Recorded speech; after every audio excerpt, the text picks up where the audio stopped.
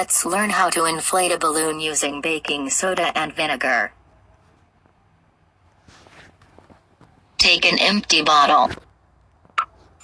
Now put the funnel on the bottle head.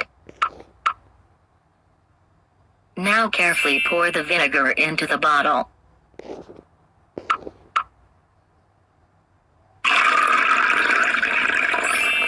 Take a balloon. Place another funnel over the mouth of balloon.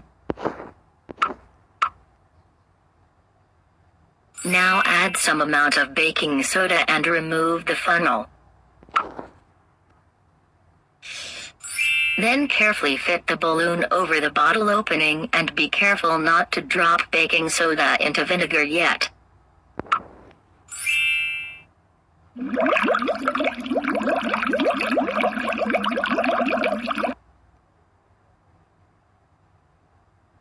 Wow! See the reaction and balloon inflating automatically. Morale: when baking soda and vinegar reacts, it releases carbon dioxide. The gas leaves the liquid mixture and expands throughout the bottle and the balloon, inflating it.